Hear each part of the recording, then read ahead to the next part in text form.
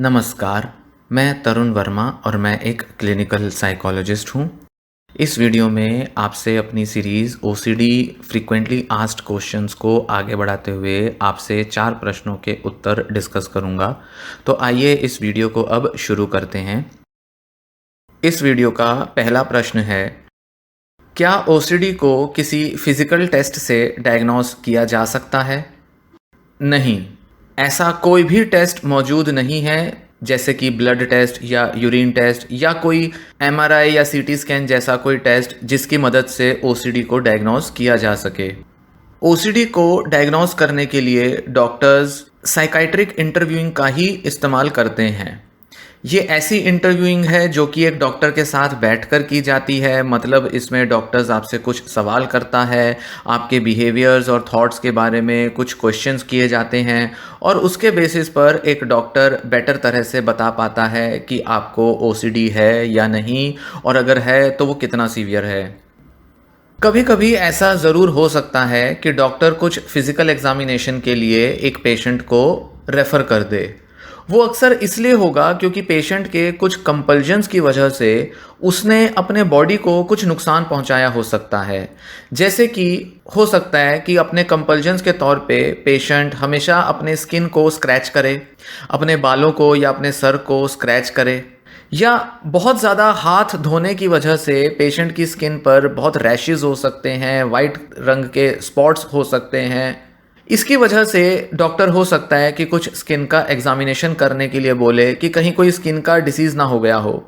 साथ ही पेशेंट की कंडीशन और कुछ वजहों से भी ख़राब हो सकती है, जैसे कि पेशेंट की नींद ख़राब हो गई है, पेशेंट की डाइट इफ़ेक्ट हो चुकी है। कुछ इस तरह के सिम्टम्स की वजह से डॉक्टर फिजिकल टेस्ट करने को कह सकता है, पर ये सारे टेस्ट ओसीडी को डायग्नोस करने के लिए नहीं होते। ऐसा नहीं है कि इन टेस्ट की वजह से डॉक्टर बताएगा कि हाँ किसी पर्सन को ओसीडी है या नहीं, जबकि ये तो और ज़्यादा कंफर्म करते हैं कि पेशेंट को इतना ज़्यादा डिस्ट्रेस हो रहा है, इतना ज़्यादा कंपल्जन है, उससे खुद को रोका ही नहीं जा पा रहा है, जिस वजह से उसने अपनी बॉडी को भी डैमेज किया है। इसी के साथ सेरोटोनिन या डोपामिन जैसे केमिकल्स को टेस्ट करने के लिए भी किसी तरह का कोई ब्लड या यूरिन टेस्ट नहीं होता, और जो टेस्ट होते हैं वो दिमाग के अंदर सेरोटोनिन, डोपामिन, ग्लूटामेट या कुछ ऐसे केमिकल्स के लेवल नहीं बता पाते। कोई भी एक्यूरेसी फिजिकल टेस्ट की मदद से नहीं मिल पाती जिसके आधार पर ओसीडी जैसी बीमारी को डायग्नोज किया जा सके। दूसरा प्रश्न, ओसीडी से पीड़ित किसी व्यक्ति में कितने प्रकार के या कितने ऑब्सेशंस और कंपल्जन्स आम होते हैं, कॉमन तौर पर पाए जाते हैं? यह वेरी करता है। अलग अलग लोगों का ओसीडी अलग अलग प्रकार का हो सकता है और उनके सिम्टम्स कितने प्रकार के होंगे, किस किस तरह से वो मैनिफेस्ट करेंगे, ये सब पर्सन टू पर्सन डिपेंड करता है। हो सकता है किसी व्यक्ति को पूरे जीवन भर केवल एक ही टाइप का ऑब्सेशन और कंपल्जन बना रहे, या हो सकता है कि 2 या 3 प्रकार के ऑब्सेशंस हों जो कि एक ही समय में मौजूद हों, और ये भी हो सकता है कि अलग अलग टाइम पर अलग अलग ऑब्सेशंस और कंपल्जन्स देखने में आए हों।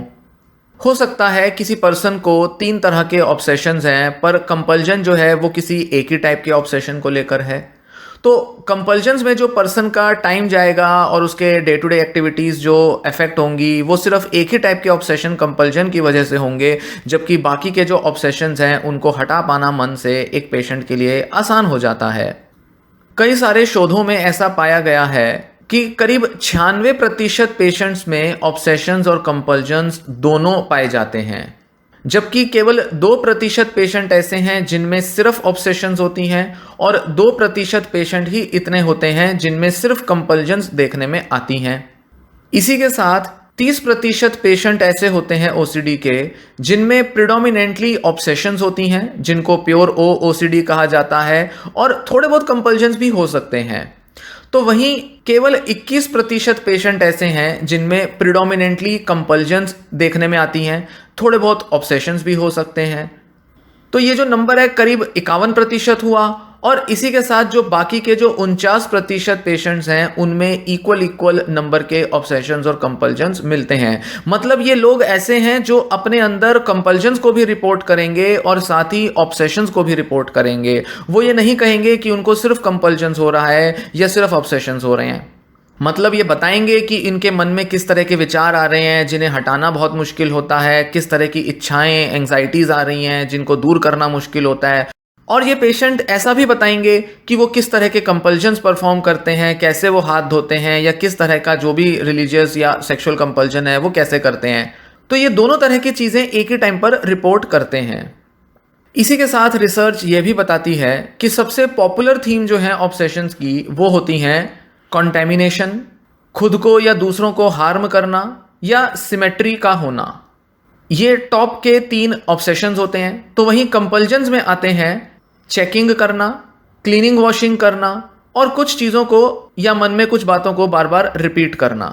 ये होते हैं टॉप के 3 कंपल्जन्स। तीसरा प्रश्न, क्या ओसीडी के अंदर मेडिकल हिस्ट्री का होना एक सिग्निफिकेंट चीज़ होती है? क्या कोई मेडिकल हिस्ट्री होती है जिसके कारण मतलब कुछ मेडिकल बीमारियों की वजह से ओसीडी डेवलप हो जाए? कई लोगों के ओसीडी में उनकी मेडिकल हिस्ट्री का एक सिग्निफिकेंट रोल होता है, एक भूमिका होती है। कुछ ऐसी इंटरेस्टिंग रिसर्च हुई है जिसमें ओसीडी के कुछ केसेस के साथ स्ट्रेप थ्रोट इन्फेक्शन का लिंक देखा गया है।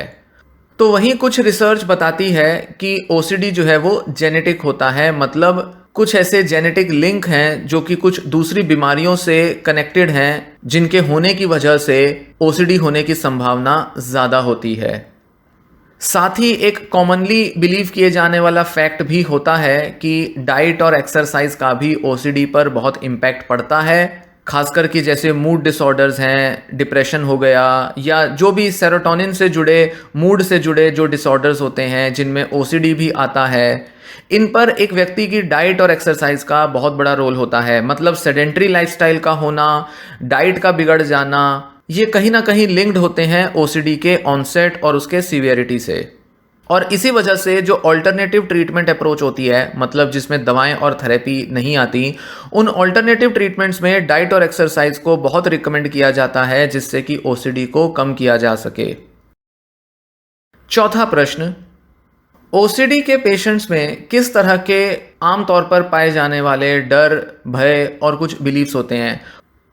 जिन लोगों को ओसीडी है वो ऐसा मानते हैं कि उनको जो ऑब्सेसिव थॉट्स हैं या कुछ अर्जेस, इम्पल्सेस होते हैं, या मन में आने वाली कुछ इमेजेस होती हैं जो कि वो एक्सपीरियंस करते हैं और बार बार करते रहते हैं एक्सपीरियंस, ये केवल थॉट्स नहीं है, ये उनसे बहुत कुछ ज़्यादा मीनिंग रखते हैं। ये कुछ इम्पल्सेस या इमेजेस नहीं हैं, इनका कोई बहुत मेजर सिग्निफिकेंस है या कुछ मीनिंग है। ये कुछ ऐसे रैंडम थॉट्स की तरह वो नहीं एक्सपीरियंस करते। उनको लगता है ये कोई हॉरिबल सी, बड़ी भयानक सी कोई वार्निंग है कि कुछ होने वाला है या कुछ हो जाएगा। इसीलिए उनके अंदर एक बहुत स्ट्रांग नीड होती है, अर्ज होती है कंपल्जन्स को परफॉर्म करने की। कंपल्सिव बिहेवियर्स को ना रोक पाना, उसके पीछे एक बड़ा कारण ये होता है कि ओसीडी के जो पेशेंट होते हैं वो अपने मन में आने वाले विचारों को बहुत सीरियसली और बहुत भयानक तरह से देखते हैं। उनको लगता है कि कुछ बड़ा डरावना, कुछ बड़ा अनहोनी जैसा हो जाएगा अगर वो कंपल्जन नहीं करेंगे। इसलिए उनको लगता है कि कंपल्जन करके वो कुछ बड़ा कैटेस्ट्रॉफिक, बड़ा डिजास्टर्स सा जो कुछ हो सकता है उसको बचाने की कोशिश कर रहे हैं। इसी के साथ एक और कॉमन बिलीफ होता है ओसीडी में कि जो कंपल्सिव बिहेवियर्स हैं उसको परफॉर्म करना ही पड़ेगा, बिना उसको परफॉर्म किए ऑब्सेशन से छुटकारा नहीं मिल सकता। उनको ये डर रहता है कि अगर कंपल्जन ना किया गया तो वो किसी भी कीमत पर ऑब्सेशन में आने वाली एंजाइटी को दूर कर ही नहीं सकते।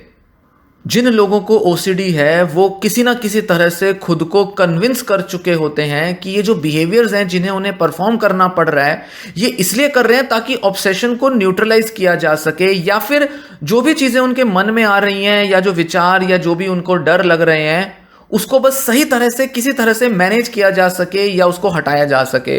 क्योंकि कंपल्जन ऑब्सेशन से आने वाले फियर को हटाने के लिए होती हैं। तो बस सही तरीके से, बेस्ट तरीके से कैसे इस डर को हटाया जा सकता है, ऑब्सेसिव थॉट को हटाया जा सकता है, ऐसा प्रयास लेने की धुन में वो कंपल्जन करते हैं और उन्हें लगता है कि हाँ, ये करना तो बिल्कुल ज़रूरी है, बेहद ज़रूरी है, करना ही पड़ेगा।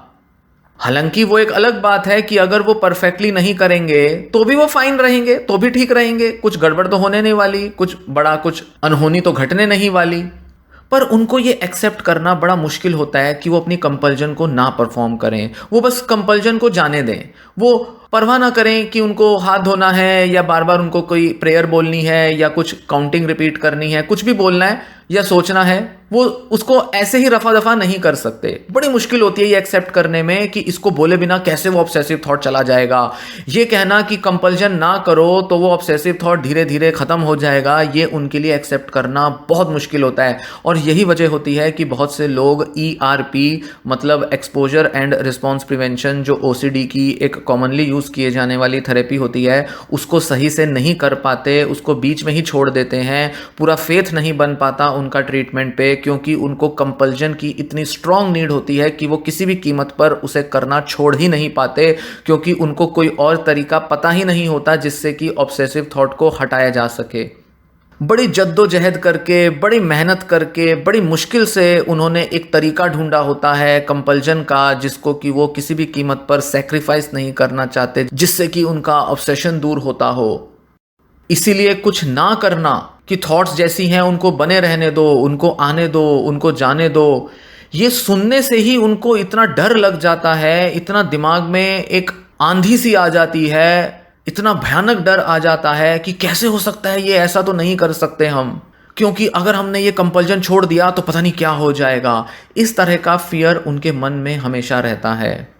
उनको हमेशा अपने कंपल्जन से एक परफेक्शन अचीव करनी ही पड़ती है, ऐसा वो हमेशा महसूस करते हैं। इस वीडियो के 4 सवाल और उनके उत्तर अब यहीं समाप्त होते हैं। ये वीडियो पसंद आया हो तो वीडियो लाइक करें और शेयर भी कर दें। इस सीरीज़ के साथ आगे बने रहें और चैनल सब्सक्राइब कर लें। ये वीडियो यहीं समाप्त होता है। धन्यवाद।